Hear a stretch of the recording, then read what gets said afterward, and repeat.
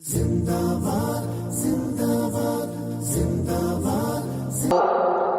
کے 5 نبیوں نے اپنے اپنے وقتوں میں تعمیر کیا۔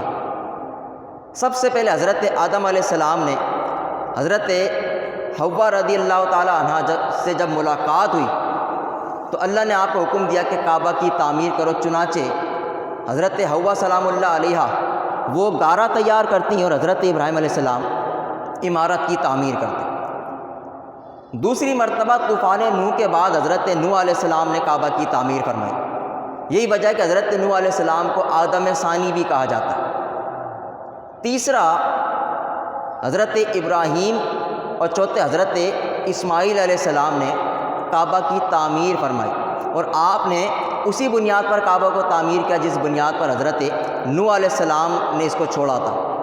چنانچہ الطاف حسین حالی کیا خوب کہتے ہیں، وہ دنیا میں گھر سب سے پہلا خدا کا، وہ دنیا میں گھر سب سے پہلا خدا کا، خلیل ایک معمار تھا جس بنا کا۔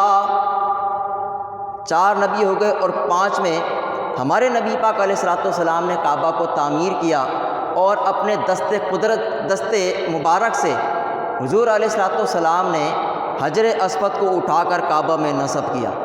یہ 5 انبیاء کرام ہیں جنہوں نے خانہ کعبہ کی تعمیر میں حصہ لیا۔ اللہ نے اپنے محبوب کی امتیوں کو دن بھر میں 5 نمازیں عطا فرمائیں۔ گویا اللہ نے فرمایا، اے میرے محبوب کی امتیوں، جب تم پابندی کے ساتھ ان نمازوں کو ادا کرو گے تو یاد رکھو ہم تمہیں ان انبیاء کرام کی طرح تعمیر کعبہ کا ثواب عطا فرما دیں گے۔ دوسری حکمت کہ ہم خانہ کعبہ کی طرف رخ کر کے نماز ادا کرتے ہیں۔ درود شریف پڑھو گے اللہ۔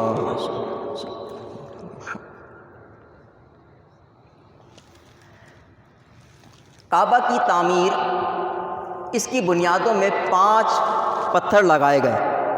5 پہاڑوں کے پتھر ہیں جو اس کی بنیاد میں موجود ہیں۔ کون کون سے؟ جودی، کوہ طور، ہیرا، زیتا اور لبنان۔ یہ 5 پہاڑ ہیں کہ ان کے پتھر کعبہ کی بنیاد میں موجود ہیں۔ علماء فرماتے ہیں کہ ان 5 پتھروں کے 5 پہاڑوں کے پتھر کعبہ کی بنیاد میں موجود ہیں۔ گویا اللہ نے فرمایا، اے میرے محبوب کے امتیوں، جب تم یہ 5 نمازیں پابندی کے ساتھ ادا کرو گے، اگرچہ تمہارے گناہ ان پہاڑوں کے وزن کے برابر کیوں نہ ہوں گے، ہم سارے کے سارے گناہوں کے بوجھ سے تم کو نکال دیں گے۔ تو اللہ خانہ کعبہ کی طرف رخ کرنے کی یہ ہمیں برکت عطا فرماتا ہے کہ ہمارے سارے گناہوں کا بوجھ ہم پر سے اتار دیتا ہے۔ اور تیسری حکمت یہ کہ اللہ نے اس کعبہ کو معیار بنایا ہے۔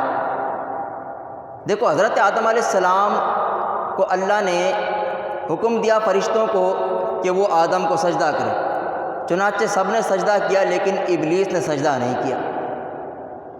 اللہ نے حضرت آدم علیہ السلام کو معیار بنا دیا کہ آپ کو سجدہ کرنے والے فرما بردار ٹھہرے، اور جس نے سجدہ نہیں کیا وہ ملعون ہو گیا۔ اللہ نے اس کعبہ کی عمارت کو مومنوں اور کافروں میں معیار بنا دیا۔ گویا اللہ نے فرمایا، اے میرے محبوب کی امتی، جب تم کعبہ کی جانب رخ کر کے نماز ادا کرو گے تو میرے فرما بردار اور نافرمان بندوں میں فرق واضح ہو جائے گا۔ تو ہم کعبہ کی طرف رخ کر کے نماز پڑھتے ہیں، اور یہود و نصارہ اس پر حضور علیہ الصلوۃ والسلام کا مذاق اڑاتے تھے کہ پہلے تو یہ ہمارے کعبہ کی طرف قبلے کی طرف رخ کر کے نماز پڑھتے تھے، اور اب انہوں نے اپنا قبلہ تبدیل کر لیا۔ تو یہ معیار ہے اور یہ توازن ہے کہ جو شخص کعبہ کی طرف رخ کر کے نماز پڑھے گا وہ فرما بردار ہوگا، اور جو اس سے پھر جائے گا وہ نافرمان ہوگا۔ ہم نماز پڑھتے ہیں، نماز میں قیام کرتے ہیں۔ بس آخری 3 باتیں کر کے بات ختم کر رہا ہوں۔ قیام کرتے ہیں، حضور علیہ الصلوۃ والسلام کے طریقے پر عمل کرتے ہوئے اللہ کی بارگاہ میں کھڑے ہوتے ہیں اور ادب سے اپنے ہاتھ باندھ لیتے ہیں۔ علماء فرماتے ہیں بندہ مومن کا یہ حال ہے کہ قیام کی حالت میں اللہ کی بارگاہ میں اس طرح کھڑا ہو جاتا ہے جس طرح مجرم مقدمے کے دوران جج کے سامنے کھڑا ہوتا ہے۔ کبھی وہ امام کو اپنا وکیل بنا کر اللہ کی بارگاہ میں پیش کرتا ہے، کبھی اپنے جرائم پر از خود اپنا مقدمہ پیش کرتا ہے۔ گویا بندہ مومن کا یہ حال ہے کہ جب وہ قیام کرتا ہے تو اللہ کی بارگاہ میں اپنے جرائم کا اعتراف کر لیتا ہے اور اس بات کا اعتراف کرتا ہے کہ میرے مولا میں تیری بارگاہ میں آ گیا ہوں، تو ارحم الراحمین ہے، مجھ پر رحم فرما۔ تو اللہ اس سے خوش ہو کر اس کے جرائم سے اس کو خلاصی عطا فرما دیتا۔ اس کے بعد بندہ رکوع کرتا ہے۔ اس رکوع کی کتنی فضیلت ہے۔ علماء فرماتے ہیں کہ بندہ مومن قیام میں سورہ فاتحہ پڑھتا ہے اور اس میں دعا مانگتا ہے اہدنا الصراط المستقیم صراط الذین انعمت علیہم غیر المغضوب علیہم ولا الضالین۔ تو جب وہ یہ دعا مانگتا ہے تو اللہ کی بارگاہ سے اس کو جواب موصول ہوتا ہے۔ اللہ فرماتا ہے میرے بندے، تو نے مجھ سے ہدایت کی دعا مانگی، تو نے انعام یافتہ بندوں میں ہونے کی دعا مانگی، تو نے غیظ و غضب اور گمراہوں کی سب سے نکل جانے کی دعا مانگی، میں نے تیری دعا کو قبول کر لیا۔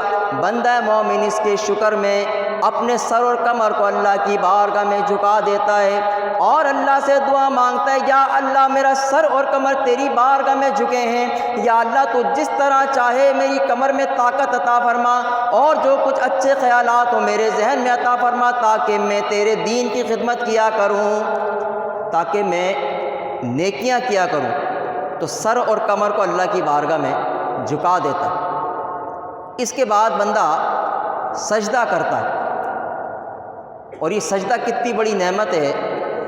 حضور نے فرمایا کہ بندہ اللہ سے سب سے زیادہ قریب سجدے کی حالت میں ہوتا ہے۔ جب بندہ نماز پڑھتا ہے تو اس کو یہ خیال آتا ہے کہ قیام اور رکوع میں اتنا کیف و سرور تھا، ایسا اثر تھا اور ایسا قلبی سکون تھا، تو جب میں سجدہ کروں گا تو اس سجدے کی کیف و سرور کی کیا حالت ہوگی، وہ کیسا شاندار ہوگا۔ اللہ کی بارگاہ میں بندہ مومن سجدہ کرتا ہے، اللہ کی بارگاہ میں اپنے کامل عاجزی انکساری کا ثبوت پیش کرتا ہے۔ اللہ بندے کے سجدے سے خوش ہو کر فرماتا ہے، اے میرے بندے تو نے میری بارگاہ میں سجدہ کیا، اے میرے بندے اب میں تیرے ساتھ یہ معاملہ کروں گا کہ تجھے تنزلی میں ترقیاں عطا فرما دوں گا۔ دیکھو جب بندہ کسی انسان کے سامنے جھکتا ہے تو وہ اس کے لیے ذلت اور رسوائی کا مقام ہوتا ہے، لیکن جب یہی سر اللہ کی بارگاہ میں جھک جائے تو سر تو زمین پر ہوتا ہے لیکن اس کا مقام و مرتبہ عرش پر ہوتا ہے۔ یہ اللہ کو سجدہ کرنے کی برکت ہے۔ آخری بات کہ ہم 7 ہڈیوں پر سجدہ کرتے ہیں،